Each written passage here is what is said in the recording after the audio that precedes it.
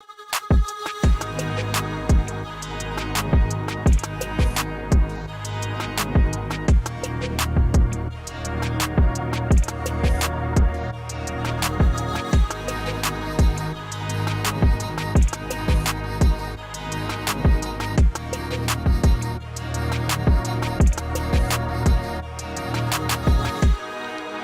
to have you back for another day here at Christ Table. If you'd like to know more about Christ Table, you can visit that URL that is right there, www.christstable.today. Sign up for the emails list there. There are lots of things going on. In fact, there is a new study that you can get in on that starts in a week that we would love to put in your hands if you're watching this live. And if it's that you're watching this by delay, you can still get that study as well. And so if you'd like more information about this current study, though, I point you to the URL that is right there in front of me, go.christstable.today/thebook. There you can find a list of all of the readings of this study. We are in the last week, but you can get caught up to where we are, or you can download a PDF study guide that has all the text for the day, some background information, questions to help you go deeper in conversations or in your own reflection. And it also has handles there to help you for adolescents and for children as well. And if you'd like a printed copy of that, that helps us out financially if you do that, but no strings attached. Don't feel like you have to do that. We want our resources to be out there, whether you're able to afford them or not, but we appreciate those people who are able to financially support us. We have been in a study looking at the book, and the book is the Bible, and we've been trying to look at the different types of literature, genres that are in the Bible, and I know that sounds a little boring, but it's actually been pretty interesting as we've looked at Old Testament law, we've looked at prophets, we've looked at wisdom literature, the songs of the book of Psalms, we've looked at Job, and this week we're looking at the New Testament and specifically images in the New Testament. And so we find ourselves this week beginning in John chapter 14, verses 1 through 7.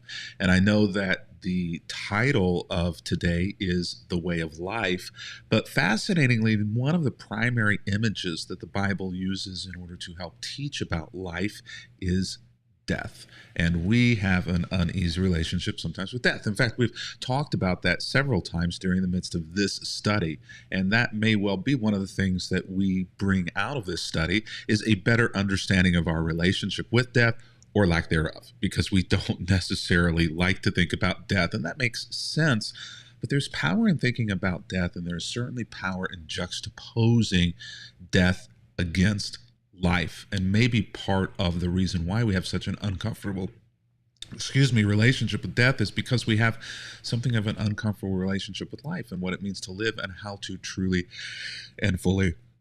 Whoa, it is early in the morning of Thanksgiving week if you're watching this live. So an uneasy relationship with how to live and how to do so well. And it really shouldn't be a surprise to us that the Bible kind of juxtaposes and sets against life this idea of the opposite of that, which is death, because the Bible is always doing that. God is always seemingly doing that, juxtaposing opposites against each other in order to help us learn and better understand our life and the spiritual life as well.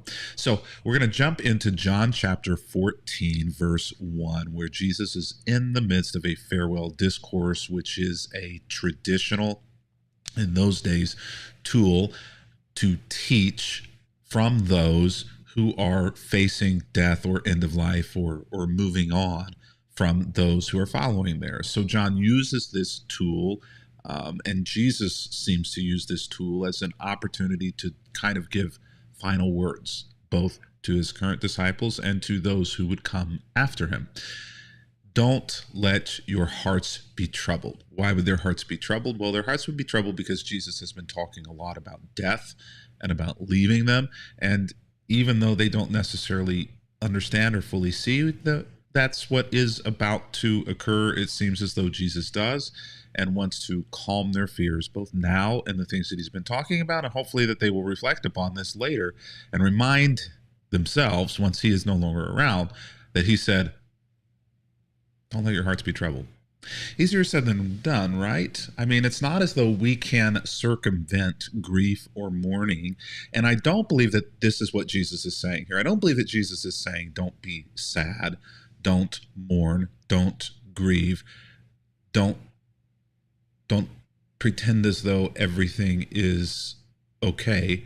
I don't think Jesus is trying to circumvent any of the sadness that will come with his death or with his departure. So I think that what's going on here is something else, is that Jesus is saying, don't let your hearts be troubled, perhaps spiritually, in that the things that I've taught remain true. You may believe that death means the end or a change to the life that you thought you understood and the life that you thought that you would experience, but it doesn't. So it doesn't say, don't let your heart mourn, don't let your heart be in grief because of my death, but it says, don't let your heart be troubled, don't let your heart be in discontent, don't let your heart be in confusion. And the following line kind of confirms that, right? Trust in God and trust also in me. What is about to happen is going to rattle your cages. It's going to rattle the foundations of everything that you thought you knew. And it's going to make you think that everything that you thought you had learned and that I said and that you have experienced about God is now in question. And that's not necessarily true. So don't let your heart be troubled. It says, there is more than enough room in my Father's house. And if there were not so, if this were not so, would I not have told you that I'm going to prepare a place for you? Now, this has been taken through many different lenses, but I think that the base lens that we can see this through is that Jesus is essentially saying that all of the things that I have said about the future and have said about God are true, and there is room there, there is space there. And when he says going to prepare a place for you, when I was growing up, I was taught that he was going to build mansions in heaven for me, and that's what was taking so much time. It's all that he was having to build. So I imagine Jesus there with a hammer and a nail hand. That's not really the way this verse is framed, because it simply kind of implies that the room is already there. The space is already there. And so going to prepare a place for you, I think is probably more so about the fact of what the journey he's about to take is going to accomplish. That this Holy Week, that this death, this burial, this resurrection, that all of these things are essentially the preparation for them. It's paving the way. So let's keep moving forward. When everything is ready, I'm going to come and get you so that you will always be with me where I am. And you know the way to where I'm going. You know how to get there. And so, we're kind of scratching our heads saying, do we? What do you mean by this? And I love Thomas, and I point this out rather regularly. He says, question in the back, no, we don't, Lord. We have absolutely no idea. Thomas really doesn't get a fair shake whenever we call him Doubting Thomas. Thomas, I think, is honestly the smartest person in the room and the only person who's willing to stand up and say what everybody else is thinking. So I think it really should be called like Brave Thomas or Courageous Thomas. We have no idea where you're going. So we have no idea how to get there. And so this is now where we get to the part where Jesus has been talking about death, but now he's going to talk about life. Thomas, all y'all, I'm the way, I'm the truth, and I'm the life. No one can get to the Father, no one can get to God except through me. If you had really known me, you would have known who my Father was. From now on, you do know him and have seen him. And so, Jesus is kind of saying, and Mark confirms this, that their faith is not necessarily exactly where it needs to be yet. Mark frames it through the entire journey up until and through the crucifixion, even the resurrection, as being hardened hearts, that their hearts were hard. And because of that, the way verse 7 is framed by John, that they don't really know Jesus yet. And so they don't really yet know who the Father is. But Jesus says, you're going to know him. You're going to recognize that you've seen him in me, because Jesus knows what's coming. So in this, we have this juxtaposition about death and life. And Jesus says that I am the way, the truth, and I am life. And the way to life with God is through me, that I open the door for this to God. And how you take that, many people take that in different ways to mean different things. And Jesus is not specific here in what that means, what it looks like that he is the way to God, that he's the way to truth, and that nobody gets to God but through him. This is where theology and doctrine and differences of opinion come into play here. But for us, the image that kind of gets us there to life is death.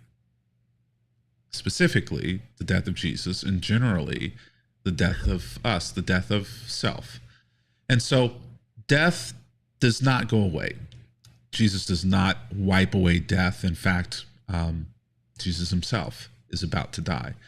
And death also does not wipe away the potential of loneliness just because we resist discussing it. We can resist speaking of and talking about death, but at the end of the day, it doesn't do us any good to do that because death is still there. It's still a reality for us, and it was still a reality for Jesus. It's one that we must face. But I think that what Jesus is speaking about here is death is not the ultimate reality. It's not the only thing that is truth, and it may not be the primary truth or the primary reality in which we live. And so to avoid death almost implies that we can't fully understand life or Jesus. And this is one of the primary images of the New Testament, because the New Testament, whether it's Jesus in the Gospels or Paul and the other writers and the other epistles and books in the New Testament, are consistently leaning into death in order to help teach us about life. Well, that's all the time we have for today. Looking forward to being back with you tomorrow as we continue on through the study of the book. And until that time, happy reading.